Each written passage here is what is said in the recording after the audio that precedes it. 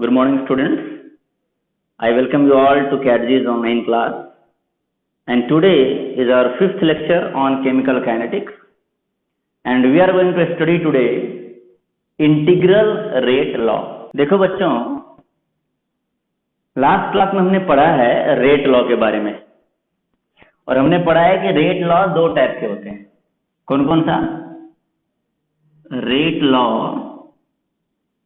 दो टाइप के होते हैं. एक होता है डिफरेंशियल रेट लॉ, जिसके बारे में हमने ऑलरेडी पढ़ाई किया है, डिफरेंशियल, और दूसरा होता है इंटीग्रल.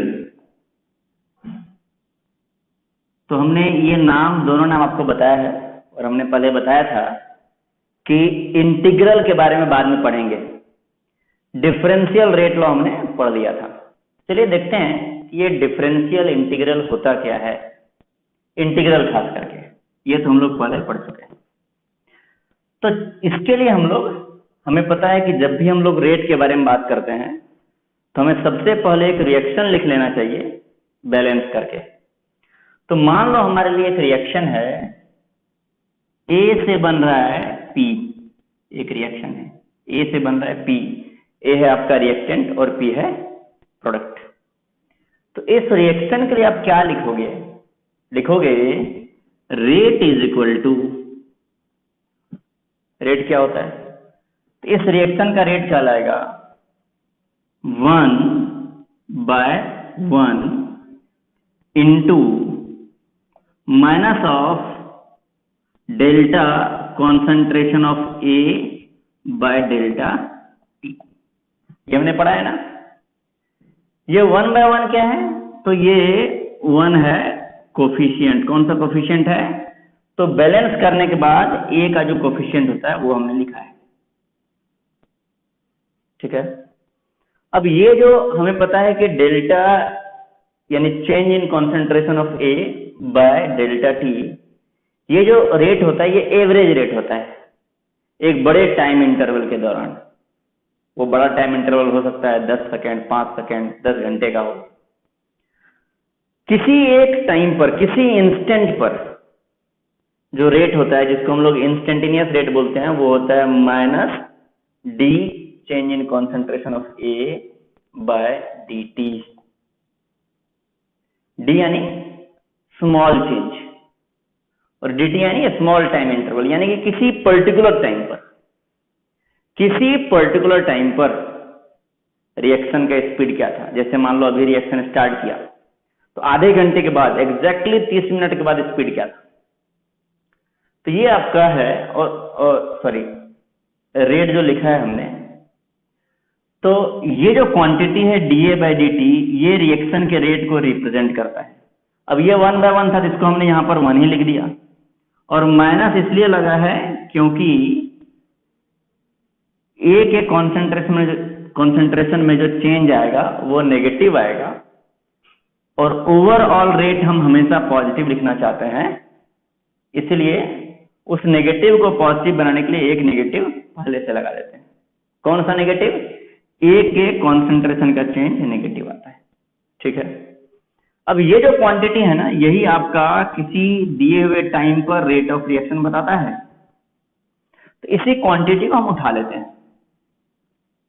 तो उठा लिया हमने, लिख दिया यहाँ minus D change in concentration of A by D T.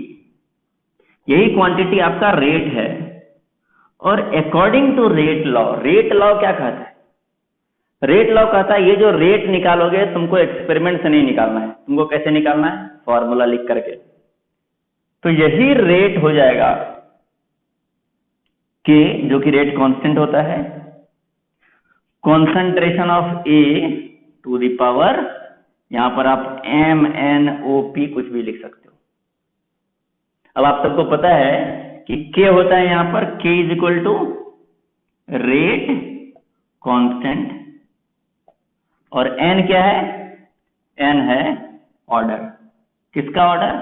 Reaction का ऑर्डर.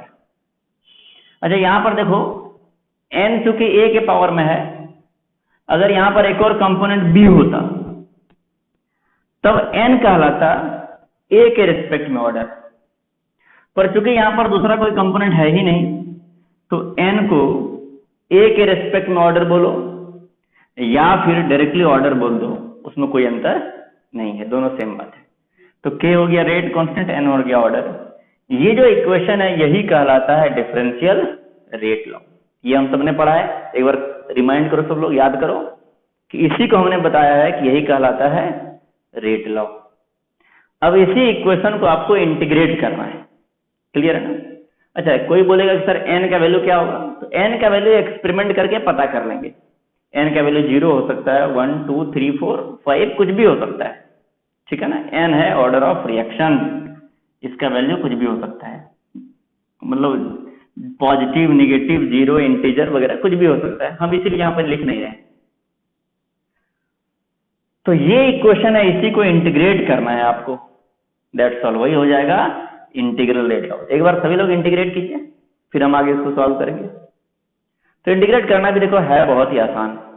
कैसे आसान है? तो इंटीग्रेट करने के लिए आप क्या करते हो, सेम टाइप के चीज को एक साइड लाते हो। तो देखो कॉन्सेंट्रेशन ऑफ ए, ये क्या है, स्क्वायर ब्रैकेट ए क्या बताता है, ए का कॉन्सेंट्रेशन। तो इधर ए का कॉन्सेंट्रेशन है, तो ए का कॉन्सेंट्रेशन को इधर से इधर ले आओगे, सेम चीज को एक साइड लाते हैं तब इंटीग्रेट कर पाते हैं। तो कैसे सेम चीज को एक साइड लाओगे, तो यहां से लिख दो minus D concentration of A by concentration of A to the power n, और ये dt को इधर लेके चले जाओ, दूसरे साइड लेके चले जाओ, ये हो गया k इंटू dt। अब इसको इंटीग्रेट करना है, देखो कितना आसान है।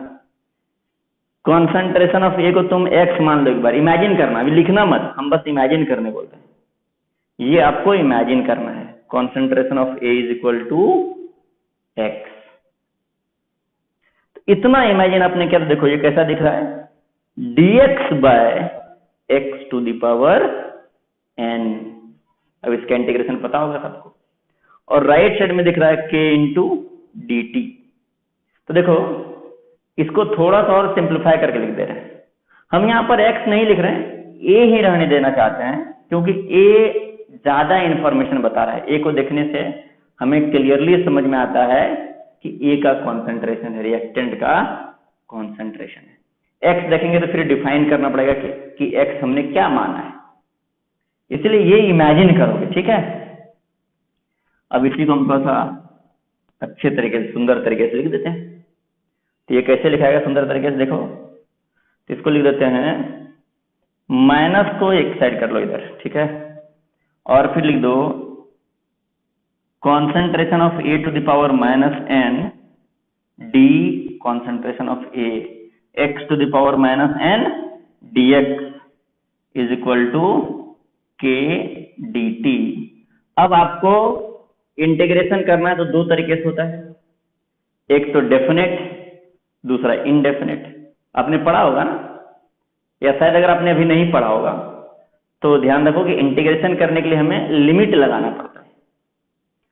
तो देखो लिमिट लगाओगे तो पहले टाइम का लिमिट लगा दो। टाइम कब से स्टार्ट किया, तो किसी टाइम 0 से स्टार्ट करो, sorry time t equal to 0 से स्टार्ट करो, यानी जब भी तुम रिएक्शन स्टार्ट किए हो तब के टाइम को बोल दोगे 0। और कितने टाइम तक गए, तो यहाँ पर टाइम का वैल्यू तुम x मान सकते हो, y मान सकते हो, z मान सकते हो, तुम टाइम का वैल्यू चाहे तो t भी मान सकते हो, कोई दिक्कत? चलो अब देखो, जब t इक्वल टू 0 था तो यहां पर वेरिएबल करो, इधर वेरिएबल तुम्हारा कॉन्सेंट्रेशन ऑफ ए। कौन है वेरिएबल? कॉन्सेंट्रेशन ऑफ ए। जब तुम्हारा t इक्वल टू 0 था तो ए का जो कॉन्सेंट्रेशन था उसको मान लो C0। कितना मान लोगे? C0। C0 मतलब ए का concentration at t equal to 0। एक बार पहले वीडियो को पॉज करके पूरा नोट डाउन करो और फिर इसका मतलब लिखो क्लियरली। C0 क्या है? क्या है C0? C0 है concentration of A at time t। हम भी लिख दे रहे हैं, देखो इधर C0 is equal to, sorry t नहीं, concentration of A at t equal to 0, मतलब जब रिएक्शन स्टार्ट हुआ तब A का कॉन्सेंट्रेशन वो है C0। और t इक्वल टू 0 से तुमने कितने टाइम तक देखा? तो तुमने जिस टाइम तक देखा उस टाइम का नाम रख दिया तुमने t। हो सकता है t का वैल्यू 5 सेकंड हो सकता है 10 सेकंड हो, 20 सेकंड हो। और A का कॉन्सेंट्रेशन शुरुआत में C0 था, चेंज होकर के कितना हुआ? उसको हम बोलते हैं CT। अब तुम्हारे पास ये जो है ना, ये वाला, ये पूरा चीज को इंटीग्रेट करना है। तो वीडियो को पॉज करके सब लोग जल्दी से इंटीग्रेट करो, इसको इंटीग्रेट करके लिमिट रखो और फिर हमें वैल्यू बताओ।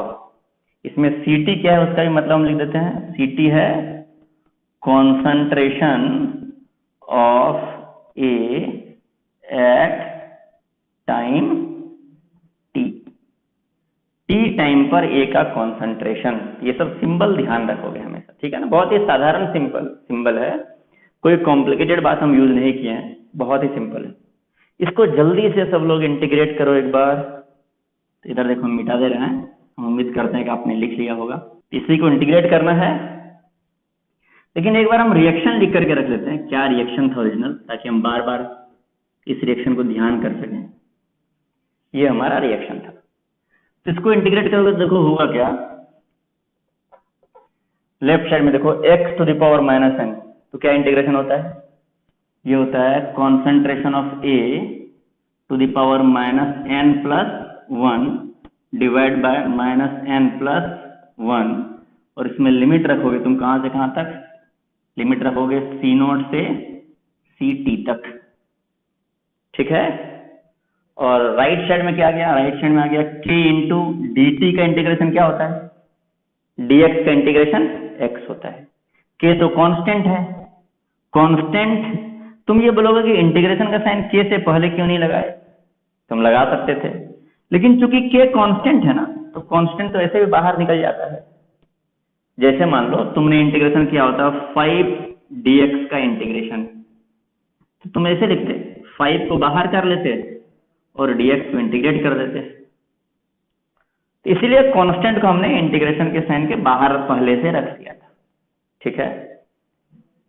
तो इधर राइट साइड में तुमको मिलेगा k इंटू dt का इंटीग्रेशन t, और इसमें लिमिट रखना है कहां से कहां तक? ये रखना है t से 0 तक।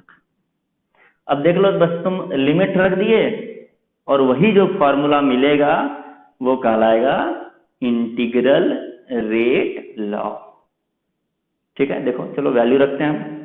अब हम इसको मिटा दे रहे हैं एक बार। तो ये वैल्यू रखने के बाद ये इक्वेशन बन रहा है, देखो। अच्छा, इसके आगे एक माइनस लगा हुआ था, ये भी ध्यान रखना है। पूरे इंटीग्रेशन साइन के आगे क्या लगा हुआ था? एक माइनस। तो अभी इसको इंटीग्रेट करोगे तो ये आ जाएगा माइनस, इधर लगा हुआ है, और इधर आ गया पूरा CT to the power 1 minus n minus C0 to the power 1 minus n divided by 1 minus n is equal to k और t माइनस 0। ये तो kt बच जाएगा। तो यहां से इस माइनस साइन को अंदर लेके चले जाओ, इसको तुम n माइनस 1 बोल दो। 1 माइनस n को माइनस इधर ले जाओ तो n माइनस 1 बन जाएगा। तो ये हो गया तुम्हारा CT to the power 1 minus n minus C0 to the power 1 minus n divide by, या n माइनस 1 को उधर लेके चले जाओ, ये जो n माइनस 1 है उसको इधर ले गए, is equal to k into n minus 1। ध्यान देना ये 1 माइनस n था, n माइनस 1 क्यों बोल रहे हैं? ये वाला माइनस को हम इधर इनकॉर्पोरेट कर दिए, k into n minus 1 into t। तो ये जो तुम्हारा फॉर्मूला बना है, ये फॉर्मूला है इंटीग्रल रेट लॉ। इस फॉर्मूले में जो सिंबल यूज हुए उसको लिख लेते हैं एक बार हम लोग। CT है concentration of A at time t, C0 है concentration of A at time t equal to 0, और n है तुम्हारा ऑर्डर, रिएक्शन का ऑर्डर, और t है, सॉरी k है rate constant, k is equal to rate constant. अच्छा, ऑर्डर का वैल्यू अगर तुम्हें नहीं पता है कि n का वैल्यू 1 2 3 4 क्या है, तो तुम इसको बोल सकते हो nth ऑर्डर रिएक्शन। क्या बोलोगे? nth order reaction. ये जो रिएक्शन है ना, ये A से P बन रहा है।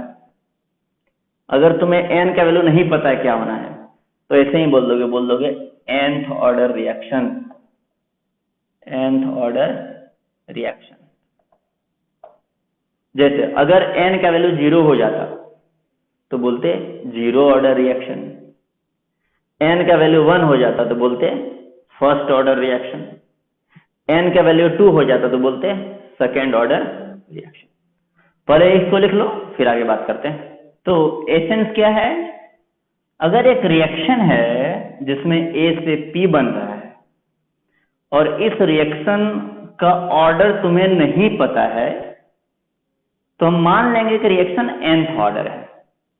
और nth ऑर्डर रिएक्शन का डिफरेंशियल रेट लॉ कैसे रिप्रेजेंट करोगे?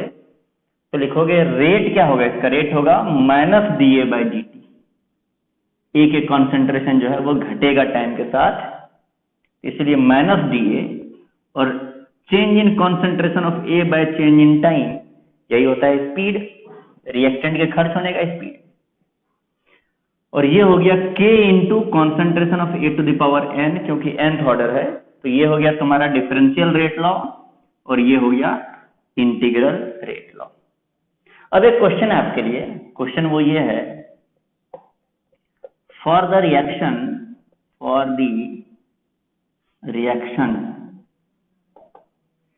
A gives P,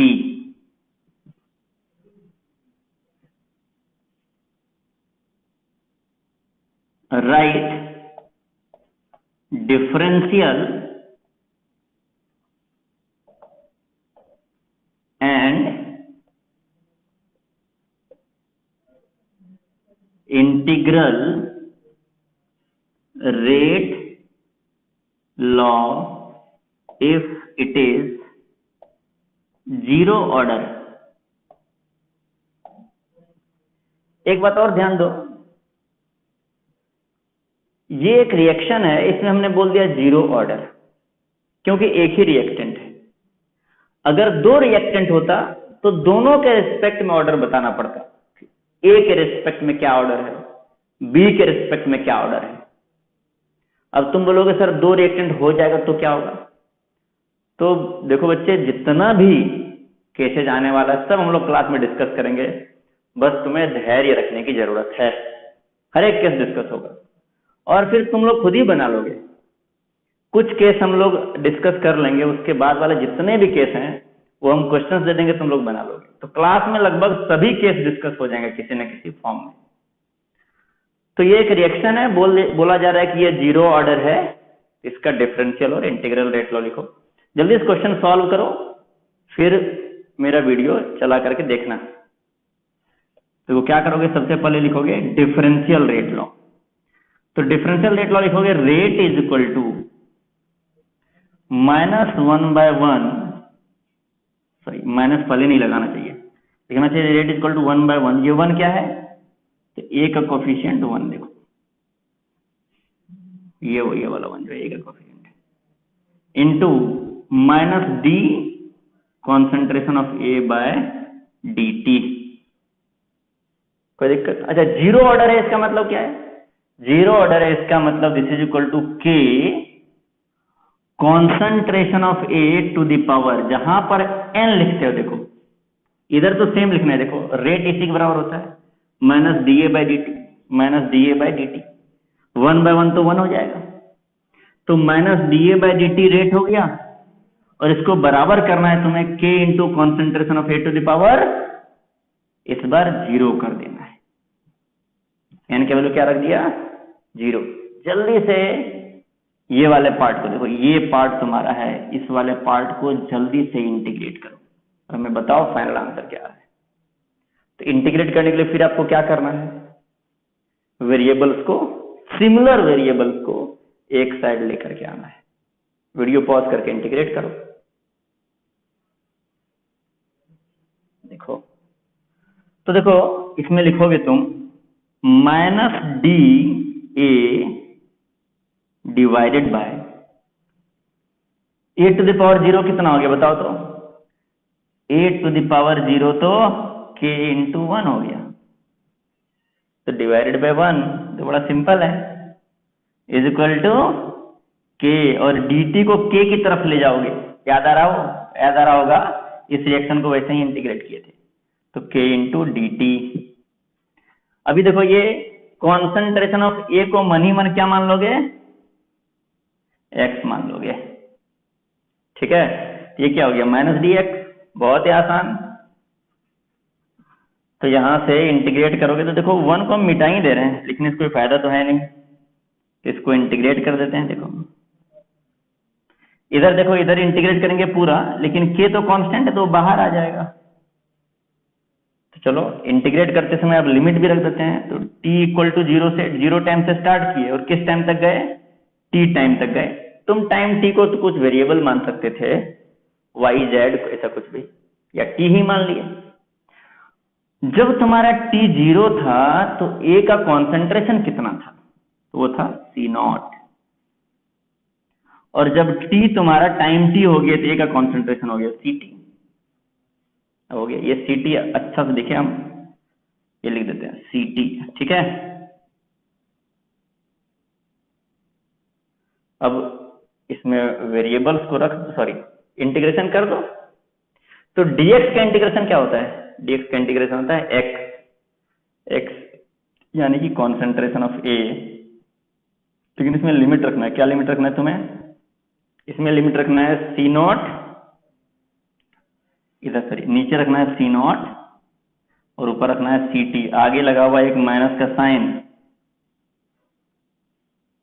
ठीक है।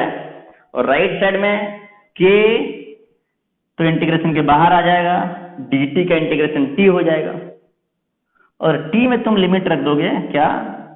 0 टाइम से स्टार्ट होकर के t टाइम तक गया है। अब हो गया सॉल्व। अब क्या बचा इसमें? देखो बहुत ही आसान है।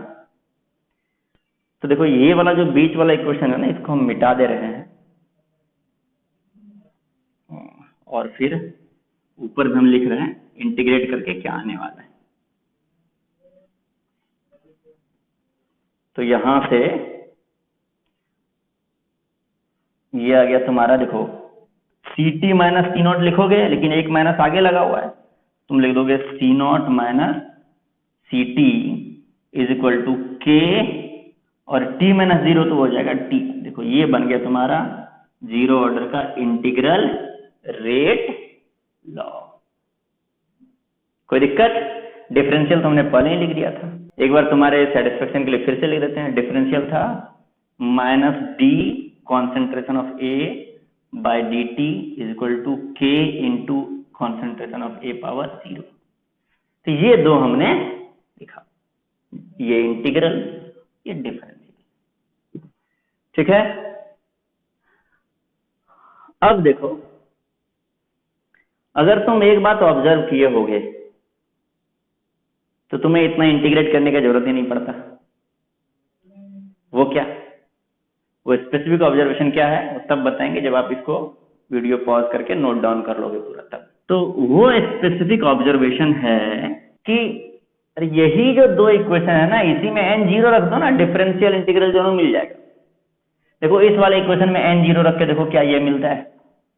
तो लेफ्ट साइड में है minus D A by D T, minus D A by D T, right side में k a to the power 0, that's all.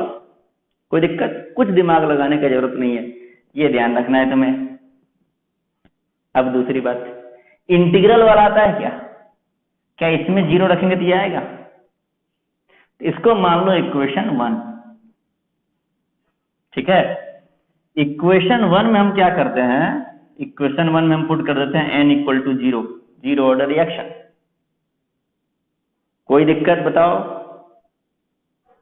चलो देखते हैं। तो n0 रखोगे तो क्या आएगा? Ct to the power 1 minus 0। कोई दिक्कत? 1 minus 0 minus C0 to the power 1 minus 0। यह आ गया तुम्हारे लेफ्ट साइड में। राइट साइड में क्या है? राइट साइड में है k इंटू 0 माइनस 1, तो ये हो गया माइनस 1 और ये हो गया टी। अब -1 को तुम इधर ले आओ तो ये बन जाएगा, ये देखो ये सी टी है माइनस सी नॉट, -1 किधर ले आओ तो ये बन जाएगा C naught minus C T is equal to K T. देखो हो गया, कितना आसान काम था। तुम nth ऑर्डर का इंटीग्रल रेट लॉ निकाल लो और तुम्हारा सारा काम हो जाएगा, कोई दिक्कत? चलो इसको नोट डाउन करो। चलो तुम्हारे पास इस बार एक नया क्वेश्चन है। क्या है question? For the reaction A gives P, A से बन रहा है P, right the differential and integral rate law if it is second order. जल्दी से लिखो, पहले आंसर ले आओगे और फिर सॉल्व करोगे। आंसर कैसे लाना है तो बहुत आसान तरीका है, वीडियो पॉज करके पहले तुम लोग आंसर लो, ठीक है, फिर हम बताएंगे। तो आंसर लाने का तो बहुत आसान तरीका है कि ये देखो, यही जो nth ऑर्डर वाला है इसमें 2 पुट कर दो, सेकेंड ऑर्डर हो गया। ये कौन सा है? ये nth ऑर्डर है, तो 2 पुट कर दो तो सेकेंड ऑर्डर का आ जाएगा। जैसे मान लो, चलो डिफरेंशियल रेट लॉ क्या होगा, तो डिफरेंशियल रेट लॉ तुम्हारा हो जाएगा minus D A by D T is equal to K into concentration of A to the power 2। ये हो गया डिफरेंशियल। इंटीग्रल क्या होगा? अरे इसमें 2 पुट कर दो, बहुत सिंपल। चलो पुट करके देखते हैं एक बार। तो इक्वेशन 1 में तुम्हें पुट करना है n equal to 2। n equal to 2 जैसे ही पुट किए तो क्या वैल्यू आ गया? देखो इधर हम लिख रहे हैं इस साइड। इक्वेशन 1 में तुम पुट कर दो n इक्वल टू 2 तो आ गया C T to the power 1 minus 2, कोई दिक्कत? Minus C naught to the power 1 minus 2 is equal to K into 2 minus 1 into T. ये तुम्हारा बन गया इक्वेशन। अब देखो ये हो गया तुम्हारा 1 by C T minus 1 by C naught. देखो ना 1 माइनस 2 तो माइनस 1 हो जाएगा, 1 minus C naught is equal to K 2 minus 1 1 हो गया और ये टी बन गया। देखो ये तुम्हारा इक्वेशन बन गया सेकेंड ऑर्डर का इंटीग्रल रेट लॉ। ये भी बड़ा ही आसान है, देखो है कि नहीं? तो हम इसको इधर लिख देते हैं पहले आंसर को, 1 by C T minus 1 by C naught is equal to K into T. ये तुम्हारा फाइनल आंसर है। एक बार प्रैक्टिस के लिए हम लोग इंटीग्रेशन कर रहे हैं, आंसर लाने के लिए नहीं। आंसर तो आ गया, किसके लिए? प्रैक्टिस करना है। तो देखो जिस स्पीड से हम बोर्ड पर बना रहे हैं उसी स्पीड से तुम लोग भी प्रैक्टिस करोगे, ठीक है? इधर आंसर लिखा हुआ, बस प्रैक्टिस करके इस आंसर को मैच कराना है। तो प्रैक्टिस कैसे करेंगे? अरे इस इक्वेशन को इंटीग्रेट करना है। इंटीग्रेट करना आपको आता है। सिमिलर वेरिएबल्स को एक साइड ले जाओ तो लिखोगे माइनस, माइनस को लिख लो D A by concentration of A का स्क्वायर, ठीक है?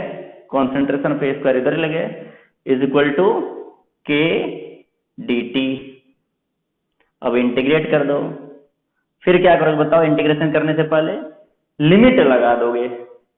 तो टाइम t इक्वल टू 0 पर तुमने रिएक्शन स्टार्ट किया और तुम t टाइम तक चले गए रिएक्शन कराते कराते। अब क्या करोगे? t इक्वल टू 0 जब था तुम्हारा, तो A का कॉन्सेंट्रेशन था C नॉट। ये क्या है? रिएक्टेंट है।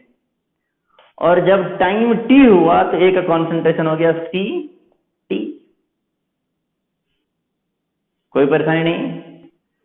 चलो एक कम करते हैं, राइट साइड का जाए, ये छोटा क्वांटिटी तो इधर इंटीग्रेशन कर लेते हैं। देखो तो ये हो गया तुम्हारा k तो बाहर निकल जाएगा क्योंकि कांस्टेंट है इंटीग्रेशन से बाहर।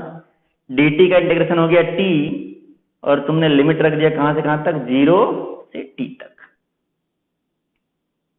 तो ये तो यहां से देखो k इंटू टी आ जाएगा। लेफ्ट साइड वाला देखते हैं क्या है। तो ये हो गया a टू द पावर -2 है, देखो ये क्या है, a to the power -2 dA, ये हो गया x to the power -2 dx का इंटीग्रेशन। देखो ये 2 नीचे में है ना, डिनोमिनेटर में है, न्यूमरेटर में लेगा तो क्या हो जाएगा, a टू द पावर -2 हो जाएगा। तो ये हो गया x to the power -2 dx, जिसका इंटीग्रेशन होता है x to the power -2 + 1 by -2 + 1, और फिर लिमिट रखते हैं। तो ये हो गया a to the power -2 + 1 by -2 + 1, और इन सब के आगे एक माइनस साइन लगा हुआ है, ध्यान रखना, इन सब के आगे क्या लगा हुआ है, एक माइनस साइन लगा हुआ है। इसको मिटा दे रहा हूं, ये तो समझने के लिए था। And this is equal to, ये देखो इधर से क्या आ गया, k इंटू टी। कोई दिक्कत? अब देखो, अब हम इसको मिटा दे रहे हैं, ये वाले पोर्शन को, और इसको डायरेक्टली इधर लिखते हैं इंटीग्रेशन करके, वैल्यूज पुट करके। तो ये देखो, ये -2 + 1 कितना आ गया, ये आ गया -2 + 1 -1, और ये वाला माइनस है तो हो जाएगा +1, तो ये तो +1 हो गया। क्या बचा तुम्हारा? अच्छा, इसमें लिमिट रखना है, लिमिट रखना है C0 से लेकर के CT तक। तो ये हो गया, देखो a टू द पावर -2 + 1 यानी कि 1/a, तो ये हो गया 1/a कॉन्सेंट्रेशन ऑफ A, और ये तो 1 हो गया पूरा क्वांटिटी, और इसमें लिमिट रख देना है तुमने, कहां से कहां तक, C0 से CT तक, and this is equal to k into t. अब यहां पर हम लिख दे रहे हैं, यहां पर आगे, तो ये हो गया 1/a यानी 1/CT - 1/C0 is equal to KT। ये तुम्हारा फाइनल इक्वेशन मिल गया सेकेंड ऑर्डर का। ये हमने बस प्रैक्टिस किया है, देखो तुमने भी प्रैक्टिस करके ऐसा लाया होगा, कुछ नया नहीं बताया। जो nth ऑर्डर था उसमें हमने क्या किया है, n = 2 रख दिया है। अब कोई तुमसे पूछ के देखे थर्ड ऑर्डर का, क्या करोगे, इंटीग्रेशन करोगे या नहीं करोगे? कर सकते हो प्रैक्टिस के लिए। आंसर कैसे आएगा? आंसर यहां से आएगा। कोई दिक्कत? नोट डाउन करो इसको। चलो, आपके सामने एक क्वेश्चन है, for the reaction A gives P, write differential and integral rate law if it is first order। तो ये क्वेश्चन हम सॉल्व नहीं करने जा रहे हैं आज के क्लास में, इस क्वेश्चन का डिस्कशन नहीं करेंगे। आपके लिए ये होमवर्क है। क्या होमवर्क है? कि अगर ये वाला जो nth ऑर्डर का इक्वेशन है, nth ऑर्डर के इक्वेशन में अगर हम लोग n = 1 पुट कर दें, तो क्या ये इक्वेशन फर्स्ट ऑर्डर का इंटीग्रल रेट लॉ बन जाएगा? अगर तुम्हें लगेगा कि नहीं, n = 0 पुट किए थे तो ये 0 ऑर्डर का बन गया था, 2 पुट किए थे तो सेकेंड ऑर्डर का बन गया था, पर 1 पुट करने से ये फर्स्ट ऑर्डर का बन नहीं पा रहा है। हो सकता है बन जाए आपसे, लेकिन हम बोल रहे हैं अगर नहीं बन पाया तो फिर आपको डिराइव करना पड़ेगा कि फर्स्ट ऑर्डर का इंटीग्रल रेट लॉ निकालेंगे कैसे। और ये क्वेश्चन तुम हमसे ब्रेक में भी नहीं पूछोगे, ये आपको खुद ही एज असाइनमेंट सॉल्व करना है और सीखना है। हम कब बताएंगे? तो हम जब इस पे कुछ और डिस्कशन थोड़ा सा कर लेंगे, 1-2 क्लास और, तब हम फर्स्ट ऑर्डर का अलग से केस उठाएंगे, और अगले 2-3 क्लास तक हम लोग फर्स्ट ऑर्डर पढ़ते रहेंगे, क्योंकि आपके सिलेबस में ज्यादातर 60% जो क्वेश्चंस हैं या जो कॉन्सेप्ट्स हैं वो फर्स्ट ऑर्डर से ही रिलेटेड हैं। तो जब हम फर्स्ट ऑर्डर रिएक्शन को उठाएंगे तब बहुत डिटेल में बात करेंगे। फिलहाल आपके लिए इतना असाइनमेंट है, ठीक है? तो अब हम इस क्वेश्चन को थोड़ा सा मॉडिफाई कर रहे हैं और उसको हम लोग अभी क्लास में सॉल्व करेंगे। वो मॉडिफिकेशन ये है कि अगर इसको हम nth ऑर्डर रहने देते हैं, nth ऑर्डर रिएक्शन, और ये जो रिएक्शन था A gives P, इस रिएक्शन को 3 से मल्टीप्लाई कर देते हैं, स्टोइकियोमेट्रिक कोएफिशिएंट चेंज कर देते हैं। इसका मतलब 3A gives 3P, कोई दिक्कत? तो हमने A गिव्स P, अगर वो nth ऑर्डर है तो इंटीग्रल रेट लॉ निकाल लिया। ये देखो, क्या 3A गिव्स 3P, ये जो इक्वेशन है ये अगर nth ऑर्डर है तो इंटीग्रल रेट लॉ यही होगा या अलग होगा, ये प्रश्न है। तो आप लोग भी सॉल्व कीजिए और हम भी सॉल्व कर रहे हैं, फिर बाद में अपन लोग मैच करा लेंगे, देखेंगे कौन सही है। हो सकता है हम ही गलत हो जाए तो आप लोग सही कर देना हमें। तो सॉल्यूशन है कि ये जो है 3A गिव्स 3P, इसके लिए जब आप क्या करोगे, डिफरेंशियल रेट लॉ लिखोगे। कैसे लिखोगे? लिखोगे रेट इज इक्वल टू 1/3 लिखना पड़ेगा, minus D change in concentration of A by dt तो लिखते ही हैं, आगे मल्टीप्लाई करते हैं एक फैक्टर से, वो क्या है 1/3। ये 3 क्या है? 3 है कोफिशिएंट। किसका कोफिशिएंट? ए का कोफिशिएंट, रिएक्टेंट का कोफिशिएंट। कोई दिक्कत? और इसको बराबर कर देते हैं हम लोग k into concentration of A to the power n। कोई दिक्कत? k into concentration of A to the power n। ये देखो dA by dt minus dA by dt, k into concentration of A का पावर n, ये कहलाता है nth order reaction. बस एक चेंज आया है, यहां जो 1/1 लिखे थे, 1/1 मतलब जब कोफिशिएंट a का 1 था तो 1/1 लिखते हैं, कोफिशिएंट 3 आ गया तो 1/3 लिख दिए। ये थोड़ा सा चेंज आ गया है डिफरेंशियल रेट लॉ में, ठीक है। अब इसी को इंटीग्रेट करना है तो इंटीग्रल निकल जाएगा, फिर मैच करवा लेंगे क्या दोनों सेम है। तो इसको इंटीग्रेट करने से जस्ट पहले एक छोटा सा काम हम लोग कर लेते हैं। वो क्या काम करते हैं, ये 3 जो है ना, ये कांस्टेंट है ना, ये इधर लेफ्ट साइड में अच्छा नहीं लग रहा है। कांस्टेंट को कांस्टेंट के साथ होना चाहिए। क्या होना चाहिए? कांस्टेंट के साथ। हम इसको लिख दे रहे हैं, देखो, minus D A by D T is equal to 3k into 3k into A to the power n, concentration of A to the power n। ये तुम्हारा डिफरेंशियल रेट लॉ बन गया। देखो, minus D A by D T minus D A by D T is equal to 3k concentration of A to the power n। Minus sign, बस 3 को हमने इधर लेके चले गए। तो ये तुम्हारा डिफरेंशियल रेट लॉ बन गया। देखो, डिफरेंशियल रेट लॉ पहला और अभी में क्या अंतर आया, देखो एक बार जल्दी से। तो पहला और अभी वाले जो डिफरेंशियल रेट लॉ है, इसमें क्या अंतर आया है? पहले था minus D A by D T, 1/1 को तुम 1 ही मान सकते हो, तो minus D A by D T K into A to the power n, और यहां पे क्या है? Minus D A by D T 3k into A to the power n। तो डिफरेंशियल रेट लॉ में जो चेंज आया है उसको ध्यान रख लेते हैं हम लोग। क्या ध्यान रखेंगे? जो a का कोफिशिएंट है वो k के साथ चला जाता है। क्या याद रखोगे?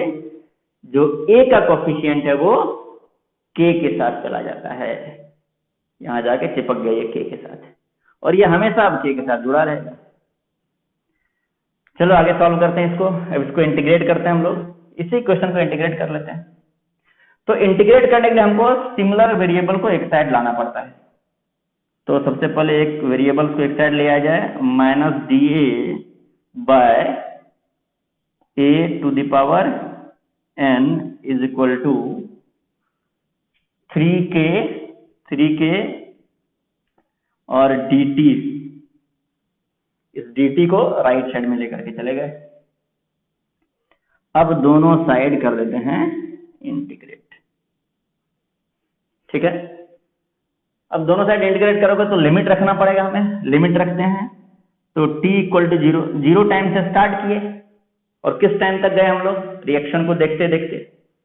कोई टाइम t मान लो, t का वैल्यू 5 सेकंड, 10 सेकंड, 20 सेकंड, कुछ भी हो सकता है। अब जब टाइम तुम्हारा t0 था, इनिशियल टाइम पर a का कॉन्सेंट्रेशन था सी नॉट। और जैसे जैसे टाइम बढ़ता गया, जब टाइम टी आया तो ए का कॉन्सेंट्रेशन हो गया सी टी। अब तो हो गया। अब इसमें क्या बचा है? जल्दी से इंटीग्रेट करो सब लोग। तो इसको इंटीग्रेट कर रहे हैं, देखो लिख रहे हैं इधर। ये देखो, ये कैसा फॉर्म है ना, देखने में ये लग रहा है minus d x by x square. देखो, कॉन्सेंट्रेशन ऑफ ए को क्या मान लिया है?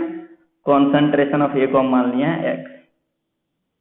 अब तुम क्या करोगे? इसको इंटीग्रेट करोगे तो एक्स स्क्वायर को ऊपर ले जाओगे, न्यूमरेटर में इसको लिखोगे माइनस को इधर पहले लिख लिए, x to the power minus 2 dx।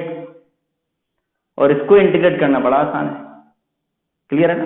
इसको इंटीग्रेट करोगे तो माइनस बाहर रहने दो, x to the power minus 2 plus 1 divide by minus 2 plus 1, और फिर आपको लिमिट रख देना है। तो इसी तर्ज पर हम लोग इसी तरीके से ये वाले क्वेश्चन को भी इंटीग्रेट करते हैं। एक्स आपको मन में इमेजिन करके देख लेना है, अगर इंटीग्रेशन करने में परेशानी है तो लिख लीजिए। देखो, concentration of A to the power minus n d, change in concentration of A, और इसका इंटीग्रेशन C नॉट से Ct तक, and this is equal to 3k, और dt का इंटीग्रेशन हो जाएगा t, और इसमें लिमिट भी रख ही देते हैं तुरंत, t इक्वल टू 0 से टाइम t तक। कोई दिक्कत? अब हम इधर ही देखो, इधर ये वाला पोर्शन मिटा रहे हैं, तुम लोग जल्दी से नोट डाउन करो, इतना को नोट डाउन करो। तो ये वाला हम मिटा दे रहे इधर। चलो, इसको इंटीग्रेट करोगे तो क्या मिलेगा? ये मिल जाएगा concentration of A to the power minus n plus 1 divide by minus n plus 1। इसमें रखना है तुम्हें लिमिट कहाँ तक रखना है? सी नॉट से, कॉन्सेंट्रेशन ऑफ ए जो है ना वो सी नॉट से सी टी तक वेरी कर रहा है, और this is equal to 3k हमेशा एक साथ रखता है, ध्यान देना। और t में लिमिट रख दिया t से 0, यानी t माइनस 0 हो जाएगा, तो वो हो जाएगा t तुम्हारा। कोई दिक्कत? अब इसमें लिमिट रखो, तो लिमिट रखा जाए तो एक काम करते हैं, लिमिट रखने से पहले हम लोग, अच्छा इसके आगे एक माइनस भी लगा हुआ है, ये भी ध्यान देना, एक माइनस लगा हुआ है। तो इस माइनस को हम लोग यहाँ पर इनकॉर्पोरेट कर लेते हैं, मिला लेते हैं। ये माइनस n प्लस 1 है, अभी माइनस को यहाँ लाओ तो ये हो जाएगा n माइनस 1। कोई दिक्कत? तो n माइनस 1, क्योंकि ये तो इसमें तो कॉन्सेंट्रेशन का कोई लिमिट रखाएगा नहीं ना, ये तो एक कांस्टेंट वैल्यू है ना, n जो कि ऑर्डर ऑफ रिएक्शन है, ये तो 1 2 3 ऐसा कुछ होगा, कुछ फ्रैक्शनल वैल्यू भी हो सकता है। तो माइनस n प्लस 1 को इधर लेके चले जाते हैं, सॉरी माइनस लगा के, तो n माइनस 1 हो जाएगा, उसको राइट साइड लेके चले जाते हैं। तो यहाँ से आपका बन गया है 3k n minus 1 into T, ठीक है। और लेफ्ट में क्या बचा? तो लेफ्ट में बच गया तुम्हारा, देखो Ct to the power minus n plus 1 minus C naught to the power minus n plus 1, ये तुम्हारा लेफ्ट साइड में बचा है। अब इसी को थोड़ा अच्छे से लिख देते हैं हम, ये मिटा दे रहे हैं, इसको अच्छे से कैसे लिखेंगे? तो ये तुम्हारा बन गया Ct to the power 1 minus n minus C naught to the power 1 minus n is equal to 3k n minus 1 into t। कोई दिक्कत? तो ये तुम्हारा इंटीग्रल डेट लॉ आ गया। अब जल्दी से ये वाला इंटीग्रल डेट लॉ और ये वाला इंटीग्रल डेट लॉ में पता करो क्या आंसर है। डिफरेंशियल तो हम लोग पता कर लिए हैं, डिफरेंशियल रेट लॉ में क्या अंतर होता है? इधर minus D A by D T, के ए टू द पावर n था, minus D A by D T 3k, coefficient of A goes with k, ए का कोफिशिएंट k के साथ चला जाता है। इंटीग्रल रेट लॉ देखो, लेफ्ट साइड सिमिलर दिख रहा है क्या? अरे ये तो सेम हो गया, देखो ct 1 minus n, ct to the power 1 minus n minus C naught to the power 1 minus n is equal to k. अच्छा के चेंज हो गया, देखो के के साथ क्या आ गया है, ये वाला कांस्टेंट आ गया है 3k। n माइनस 1 तो इधर भी है, उल्टी इधर भी है, यानी कि हम डिफरेंशियल देख करके ही सोच सकते थे, इंटीग्रल इंटीग्रेट करने का जरूरत भी नहीं था। कैसे सोचते? तो डिफरेंशियल में क्या अंतर आया है, a का कोफिशिएंट k के साथ गया है तो इंटीग्रल में वही आएगा, a का जो कोफिशिएंट है वो k के बगल में चला जाएगा, दैट्स ऑल। तो अब यानी कोफिशिएंट चेंज अगर कर दिया जाए तो भी आप रेट लॉ निकाल सकते हो, ठीक है। अब एक बार बताओ कि कोफिशिएंट जैसे 3a से 3p, 3p 4p 5p, p के कोफिशिएंट का कोई रोल है क्या यहाँ पर? कहीं पर भी देखो p आ रहा है, p का कॉन्सेंट्रेशन नहीं। तो ध्यान रखना कि प्रोडक्ट का कोफिशिएंट का कोई रोल नहीं होता, वो कुछ भी हो सकता है, वो 3 रहता नहीं रहता कोई फर्क उससे नहीं पड़ता। कोफिशिएंट किसका ध्यान देना है? कोफिशिएंट ध्यान देना है a का। जैसे एक क्वेश्चन, पहले इसको नोट डाउन कर लो, एक क्वेश्चन तुरंत बिना इंटीग्रेट किए सॉल्व करोगे, तो इसको मिटा देना, आप लोग नोट डाउन कर लोगे। वो क्वेश्चन क्या है? फॉर द रिएक्शन, एक नया रिएक्शन देते हैं तुमको, 5a gives product p, write the differential and integral rate law if it is nth order। तो n इक्वल टू 1 तो हम समझाने के लिए थे, if it is nth order. तो देखो आपको इस बार इंटीग्रेट वगैरह कुछ नहीं करना है, बस डिफरेंशियल लिखना है। पहले क्या हो जाएगा देखो, तो डिफरेंशियल के लिखोगे minus D A by D T, A का कोफिशिएंट है 5, तो यहां पर आ गया 1/5 is equal to k concentration of A to the power n, nth order है देखो, k concentration of A to the power n। और यहां से तुम्हारा डिफरेंशियल रेट लॉ को थोड़ा सा मॉडिफाई कर लो, तो क्या बन जाएगा, minus D concentration of A by D T is equal to, ये 5 कहां चला जाएगा, के के साथ, coefficient of A goes with k, तो ये हो गया 5k into concentration of A to the power n, ये डिफरेंशियल हो गया। इंटीग्रल कैसे निकालोगे, वो भी बड़ा आसान है। अब देखो बिना हम सॉल्व के आंसर लिख रहे हैं, तुम लोग सॉल्व करके आंसर लाओगे, है कि नहीं। ct to the power 1 minus n minus C naught to the power 1 minus n is equal to 5k n minus 1 into T, ये तुम्हारा इंटीग्रल रेट लॉ बन जाएगा। देखना तुम लोग सॉल्व करोगे तो यही आएगा। ये क्वेश्चन हम बस इसलिए दिए हैं ताकि तुम्हें ये पता चल सके P का कोफिशिएंट मैंने नहीं रखता है, किसका कोफिशिएंट मैंने रखता है, A का कोफिशिएंट। और याद क्या रखना है, coefficient of A goes with K, that's all.